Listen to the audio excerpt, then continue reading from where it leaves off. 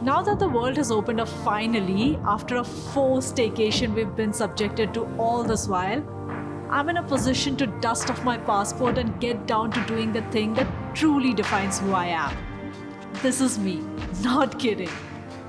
So no trips to the mall, local bar nights or binge watching for me, when I could be traveling instead.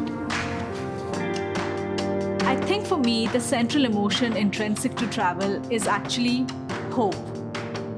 Travel by its very nature entails wishful thinking. It demands a leap of faith and of imagination to board that train, that plane or ferry for some faraway land, hoping, wishing for a taste of the ineffable. It is one of those few activities we engage in not knowing the outcome and still reveling in that uncertainty. And for me, that's one of the reasons why Sri Lanka is what it is. I've been there 9 times in the past already. I mean it, 9 times. But each time I'm there, it offers a spectrum of experiences different from the last. So it's always fresh, but it's warmly familiar too. So when I had this long weekend come up, I took that decision that I'm gonna go traveling again. And what a better way than a place like Sri Lanka, which is near but also far for some people. I'll tell you what I actually mean. Most people get deterred by the fact that it is so near to us and hence never end up visiting it. So my motivation is to go and show everyone that just because it's close doesn't mean it's not an absolute cracker of a destination. And in this action-packed trip of mine, we are really going to deep dive into this little island neighbor of ours and pack in as much as humanly possible before I have to get back to work in a few days from now. The clock is ticking.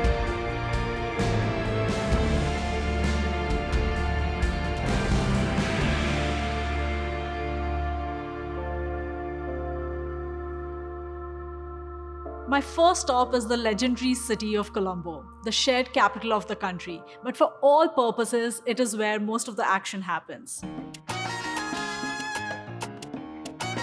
It's a short haul flight that gets me in from Bangalore into Bandanaike International Airport.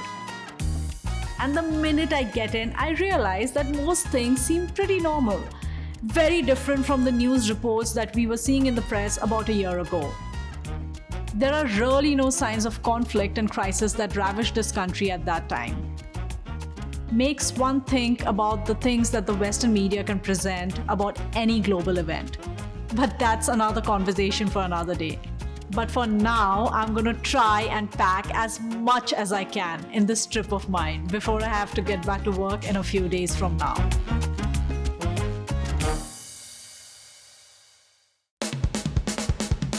So on a warm, humid Colombo night, I got to meet a friend of mine who has promised to show me the sights of the city unlike nobody else. Meet Mark Forbes, a journalist, activist, photographer, historian, and overall a cool guy. Hi, Mark. Hey, hi. Welcome to Colombo. Thank you so much. Ready for a nice old walk? Yes, of course. I'm just waiting for this day. And on this night, he pulls out all the stops where we start our walk into the fourth quarter of Colombo.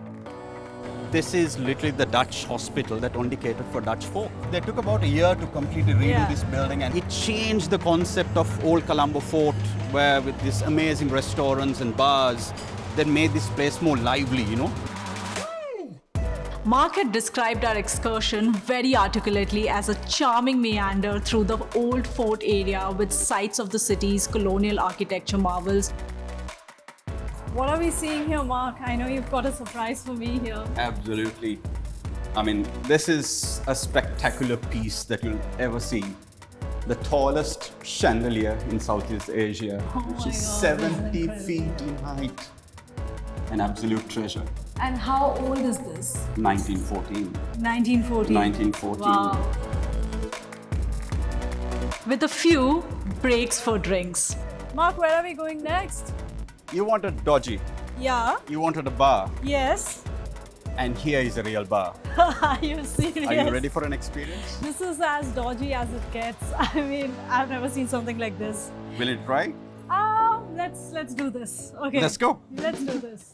Well, it definitely began like that. It's time for the well-awaited drink. Oh my Boss. God. So we start with our arak shots. Arak is the local alcohol of this region, and it can be very potent if not drunk responsibly. But I can't believe I'm starting the night like this. Cheers. Cheers. Let's go for it. And we weren't being too responsible that night. That train seemed to have left. I think I'm ready for the next one. Brilliant. That's the spirit. Show me a place which is dodgier than this. This was not good. Let's go. Yeah. Thank you. Yeah. So beyond the history, culture and architecture, I discovered the real party side of Mark too. Mark curated a bar crawl through some of the seediest but the most exciting watering holes of Colombo. Is this our next stop? Oh yes, this is the best out of the lot. How old is this hotel? It is about 90 years old. It Wow. was run within a family. I mean, technically it's not a hotel, it's a bar. It's one of the oldest bars. And I ended up meeting some really fascinating people.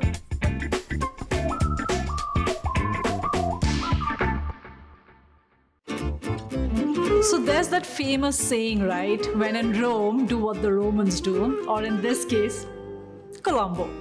And then the night becomes mental. Okay, I think that's 50.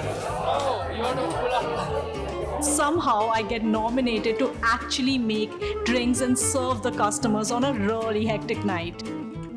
I'm a hospitable and an adaptive person, but this was crazy. And Alexa. So now I'm planted behind the bar, dealing with live orders of all kinds of drinks. You can shake like this. I can barely hear the orders over the live jazz band. But I actually think I did a pretty good job of it all, in spite of everything. I think everybody loved what I served them. And I had an amazing first night in Colombo.